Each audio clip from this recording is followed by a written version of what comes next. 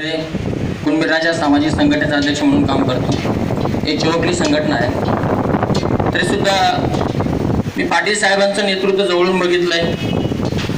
आम्हाला जवळ घेऊन कसं बोलावं किंवा माणसाची माणुसकी कशी असावी हे फक्त पाटील साहेबांकडून मी शिकलो आहे। आणि आंदोलन कसं करावं, आंदोलन कसं उभं करावं, आंदोलनाचा वणवा कसा पेटवावा हे जर बघायचं असेल तर भिवंडी आपण जर बघितलं भिवंडी मतदारसंघामध्ये तर मला तर वाटते पाटील साहेबांच्या सारखं दुसरं नेतृत्व नसेल। बाकीचे जरी बोलत असतील, आम्ही बाकीचे जरी दादागिरी करत असतील तरी अजिबात चालणार नाही ते। कारण मागे ज्यावेळेस मोदी लाट असताना सुद्धा साहेब लढले आणि म्हणतात लढले म्हणून त्यांना तिकीट दिले जात नाही, पण प्रत्यक्षात तशी भूमिका नाहीये। तुमच्याकडे पैसे कमी आहेत म्हणून तिकीट दिले जात नाही। आणि ह्या जनतेला मी एकच सांगू इच्छितो की जर पैशाने मतच विकायची असतील ना तर लोकांची भांडी घासा। ज्या लोकांनी निवडून आणलेत ना त्यांची भांडी घासा, दुसरं काही करू नका। पैशाने मतं विकू नका।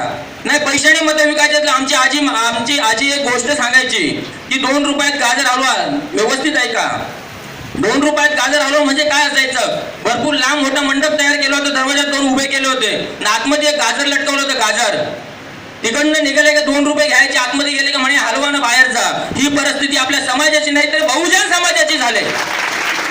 म्हणून हा विचार ही परत संधी येत नाही। परत 5 वर्ष गेले की परत आपण बोंबलत उठणार, नाही साहेब तुम्ही उभे राहिले पाहिजे, साहेब तुम्ही उभे राहिले पाहिजेत। आम्ही म्हणतो आम्ही घरातून 2-2 रुपये काढू, साहेबांची माझ्या फोनवर सुद्धा बोलणं झालं, 2-2 रुपये काढू आम्ही, साहेब तुमच्यासाठी लढू का, तर आमच्या समाजाला नेतृत्व पाहिजे। शापूर तालुक्यामध्ये काय राहिलंय, बिगर आदिवासी तर काय झालं आजपर्यंत, बिगर आदिवासीवाले कोर्टामध्ये न्याय मागतायत, न्याय मिळत नाही, हे कोणाच्या हातात आहे, तर इथले जे नेतृत्व ज्यांना आपण निवडून दिलं ना, जे घरी बसतायत ना त्यांच्या हातात आहे सगळं। आणि ते काय करतायत त्यांना कळत नाही का काय चाललंय इथं आमच्या सामान्य माणसावर काय अन्याय होतोय।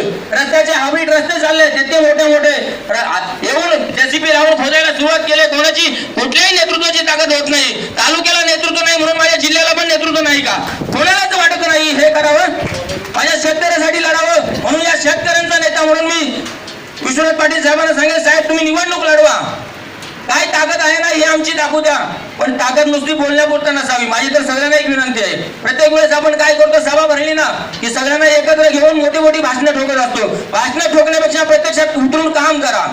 आणि ज्या दिवशी आपण काम करून निवडून आणणार त्या दिवशी सांगू विश्वनाथ पाटील साहेब खरोखर तुम्ही चांगले काम करता म्हणून।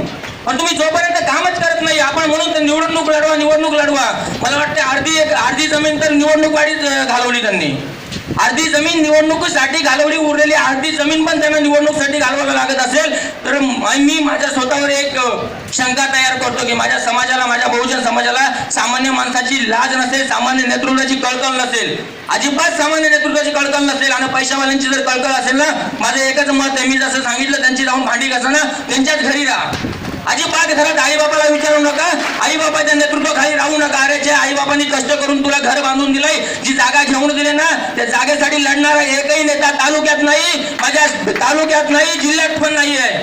कोणाला लाज वाटत नाही, सगळ्यांना नेतृत्व दिले, सगळे मंत्रिपद घेतले आणि तिकडे जाऊन बसले। तुमचा विचार कोणी करणार नाही म्हणून सामान्यातला सामान्य नेता म्हणून विश्वनाथ पाटील साहेबांना उमेदवारी मिळावी आणि आपण सगळ्यांनी त्यासाठी मदत करावी। जय हिंद।